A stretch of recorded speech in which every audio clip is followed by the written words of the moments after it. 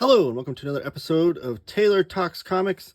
Today we're going to go over the Love and Rockets, the Sketchbooks. Stay tuned.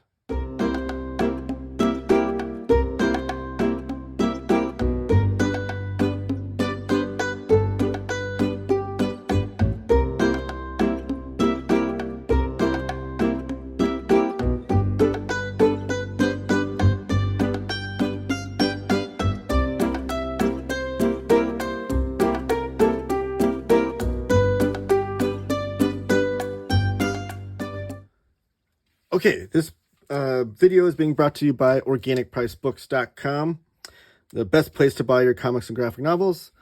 They sent me a copy of this to do a review, so you might be watching this on the Organic Price Books YouTube channel or the Taylor Talks Comics YouTube channel. Either way, give the video a thumbs up and subscribe if you haven't already. If you want to go shopping over at organicpricedbooks.com for some comics and graphic novels, use my promo code TaylorTalksComics, all one word, Taylor Talks Comics, and I'll save you $2 off of your order. If you plan on ordering 4 books or more, then use my other promo code, which is TTC Ship It Together, all one word, TTC Ship It Together. All that information is down in the description below. So today, I have the Love and Rockets of Sketchbooks, which is a new release by Fantagraphics, one of my all-time favorite publishers. And this is sort of a reprint, but done in a better format and better presentation. So these were 2 previously released sketchbooks. And I don't have those sketchbooks, so the content, I won't be able to compare if there's anything different as far as the contents go, but I'm pretty sure they're the same. Someone let me know in the comments if you have those and if you've been able to compare them. This is done in a flipbook style. So you can see on this side is the Gilbert Hernandez side. And on this side, you have to flip it over and then spin it around. And it's the Jaime Hernandez side. It does come with a sticker on it. You can see that it is cover price $75. I kind of wish this was just a leaflet, and but I want to take it off so I can see the full Jaime artwork, but I don't know. I haven't decided what I'm going to do there. But like I said, it's a flipbook, so you can. They also put the the lettering upside down on either side, depending on which one you want to put on your shelf. Because it does have all the Gilbert stuff on the front half of this, and then when you get to the middle, it'll be upside down, so then you have to flip it over and then open it from this side, and the Jaime stuff will be right side up. But first we're going to start on the Gilbert side. So you have a great picture of Luba to start it off. Oh, I do want to do a size comparison too, because this is oversized. So your normal comic book size, you can see there, this is the Fantagraphics free comic book day output. You see it's much taller than and wider than your average comic book, which these are, from what I can tell, what I've seen online with the sketchbooks, the previous release sketchbooks, I think those were paperback and they were smaller than this. So this has been oversized from the original release as well. This is one of the books from the hardcover box set collecting the first 50 issues of Love and Rockets. So if you have that, I just want to do a little comparison. You can see it's still bigger than that as well.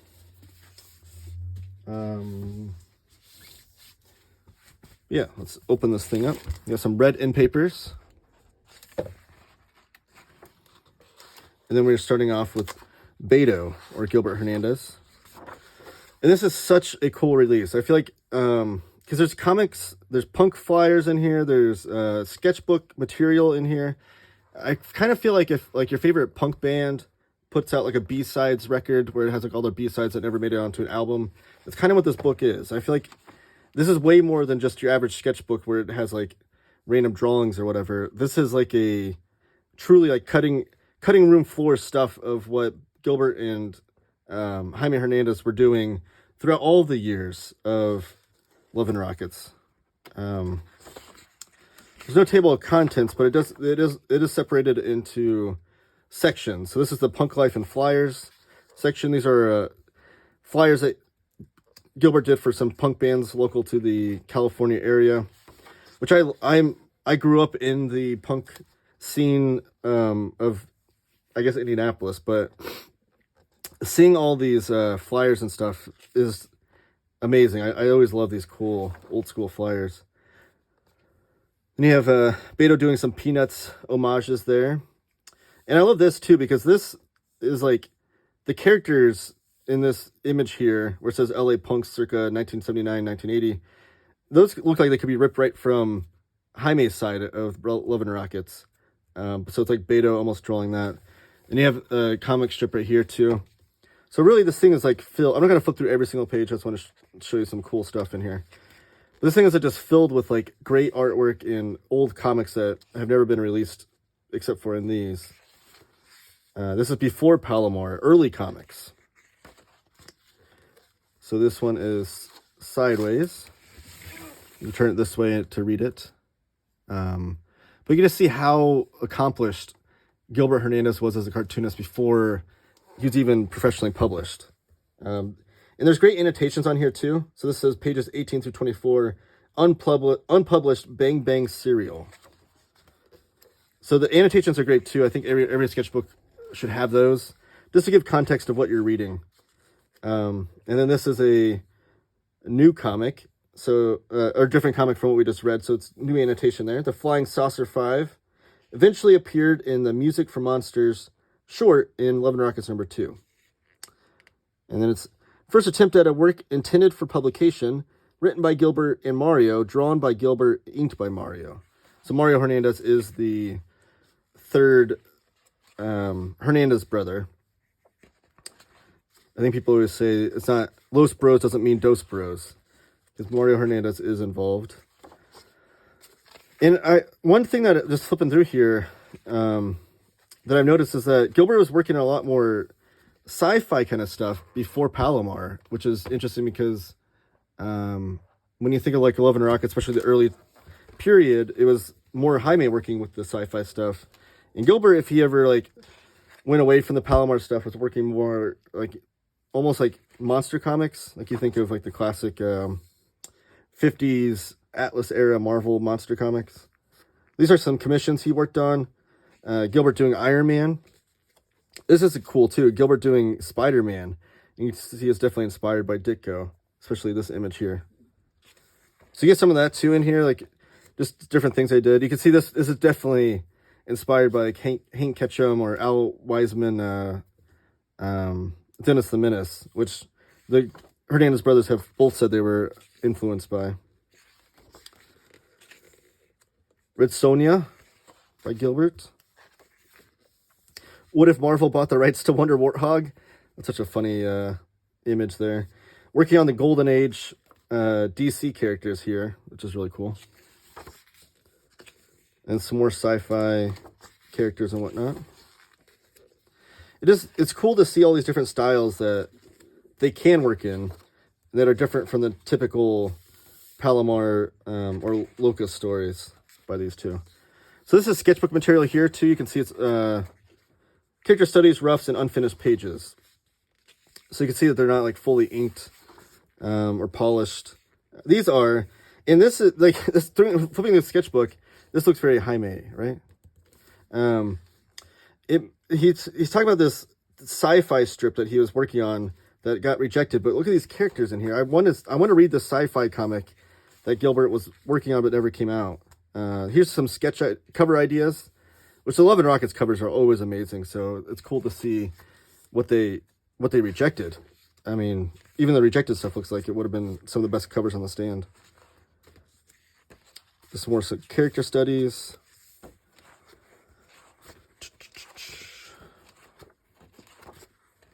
I'm trying to see. I think there's more. Here's some of that surrealist stuff with his tongue there.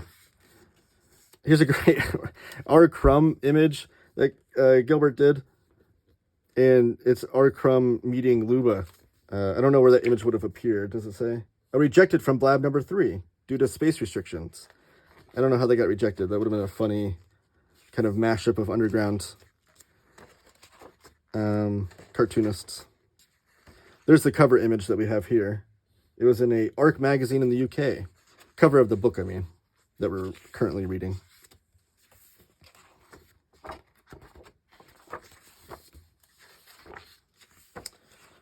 And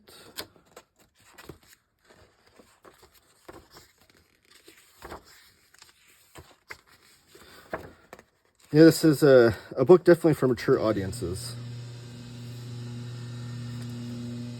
I will say. Here's a Twitch City splash page. It was self-rejected.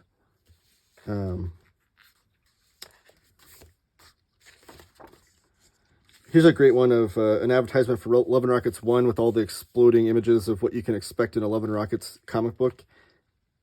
Great imagery, because whenever I try to pitch Love and Rockets to somebody or whatever, I try to explain everything that's going on in this image. A promo image for Love and Rockets 46. And then here's some more comics that were rejected. Oh, this is going to be on the inside back cover of Love and Rockets 10. Unfinished Palomar story from 85. Here. And shot on both sides. Oh, this was the original. Here's a good story here. The original issue of Love and Rockets #1 is going to debut at San Diego Comic-Con. Fantagraphics, which wasn't called Fantagraphics just yet, had been putting out the comics journal for a number of years, which was like a criticism of, had like journalistic reviews and stuff of comics, and was very critical of the comic industry and what they had to offer at that time. So when they were putting this comic out, everyone was like anticipating it. Like, what are you going to put out if you've been so critical of what we put out by that? And there's actually a issue with the printing. They actually printed, there's one page where Gilbert Hernandez drew on one page and then didn't like it, so he flipped it over and drew the artwork on that side, and they accidentally printed the reverse side on it, so they had to fix it at the last minute. Warrior Women and Weirdos. So this is the Weirdos section. Kind of reminds me of like Basil Wolverton, and again, some of those Kirby monsters from the 50s, but it's kind of where he gets his whimsy too, like things like Blubber, where Gilbert kind of hashes out things that he wants to do that don't quite fit into the Palomar story. This is the from the Space Age Barbarian Chick's Drawer, a series of characters created for an aborted space opera. Like, who? I want to read this. Gilbert Hernandez, like, do this space opera. Like, this looks amazing. Here's more of those weirdos. I love this. I always love looking at sketchbooks from artists where they just fill the whole page with different ideas.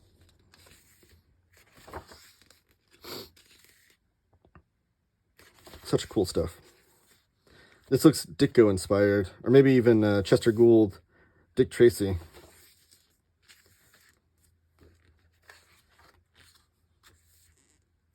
But yeah, the annotations though make this like a real great collection to have, because it gives you a little bit of historical perspective on what was going on during this time for these two different artists.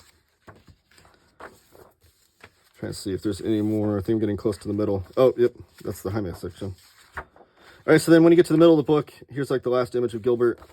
There's a little behind the scenes of the brothers Hernandez. You can spin this around. That's Gilbert Hernandez there, and that's Jaime, with a little biographical piece right here. And if you keep flipping through, you're going to get to the Jaime stuff and be upside down. So that's when you want to close the book, spin it around back to the Jaime side, and then flip it over, and you're back at the beginning of the Jaime side. So there's Penny Century there, wearing a shirt that says Jaime on it. One of the great punk show images. Jaime is always great for doing that. So this is early comics, Rock in Oxnard. So you're getting some of Jaime Hernandez's show flyers and punk imagery. I love this too, because it's like, Southern California used to be the best scene in the whole world. Let's not destroy what little of it's left with silly clique rivalries. And it's like all the different cliques within the punk scene. Drawing one of each. And it's so true.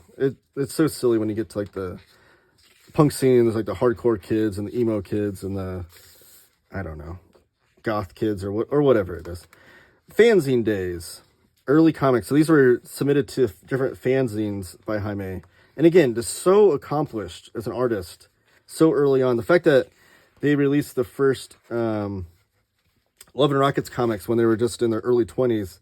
And then think that earlier than that even. I don't think Jaime's even 20 years old at this point. But this is Pro Solar Mechanics. This is what would become kind of the plot of the early Jaime Love and Rockets era. But this is way more leaning into the sci-fi kind of aspects.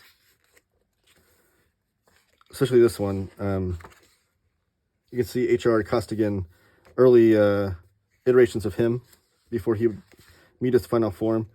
I noticed a lot more hatching and stuff on the faces here in Jaime's earlier stuff that he would go away from.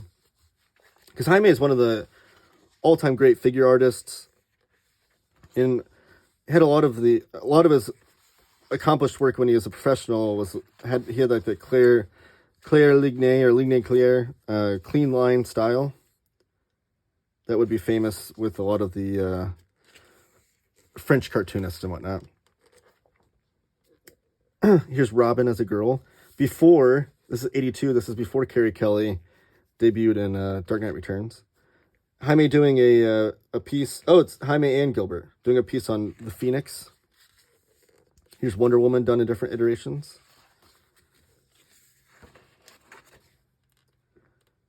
Namor and Aquaman, that's fun. Bizarro, the Thing, Hulk. Oh, and it's Alicia, Thing's girlfriend. It's always cool to see cartoonists work on characters that they don't get to see you don't get to see them work on too much. These are character studies and sketchbooks.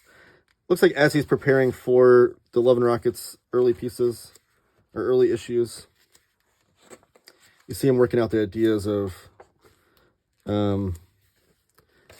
Maggie falling down, Maggie gaining weight too. And that's always a story within Love and Rockets.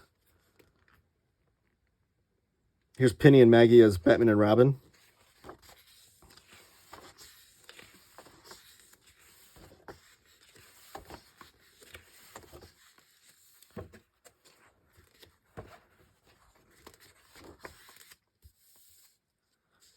Pro wrestling, which is another thing that Jaime always kind of riffed on within his comics. And they also put out the Queen of the Ring, which is kind of a sketchbook of Jaime. This was put out by Fantagraphics a couple of years ago. It includes all of his wrestling drawings from 1980 to 2020. And this has like sketchbook material of him drawing different wrestlers and whatnot. This is a great book. I don't know if I've done a video on this one. If you want me to, let me know in the comments. This looks to be an imaginary anthology from 1981. So these are comics that were probably never released. 100 Rooms. Originally had a 6th chapter before I narrowed it down to only 5. Oh, wow. So 100 Rooms, one of the famous early stories by Jaime, had another chapter. Like I said, this is such a great book just to have like all the different B-sides, the things that hit the cutting room floor of the Love and Rockets era, which has been going on for over 40 years now. Love and Rockets have been put out. Jaime and Gilbert have been working cartoonists for over 40 years, which is amazing. Some more sketchbook material. Working on his different faces.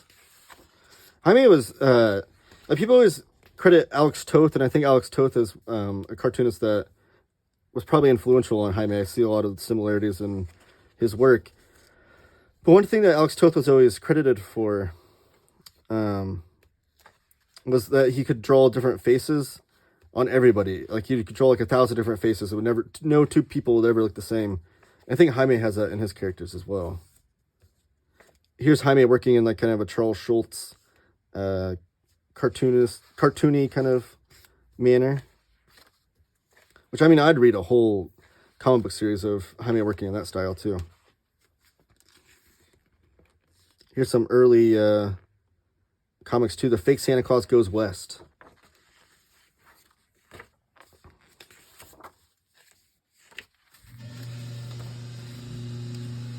Then, I believe we're getting towards the end of the Jaime section here. But yeah, just a must-have book for any Love and Rockets fan. Any fan of either of the Hernandez brothers. It's such a great collection.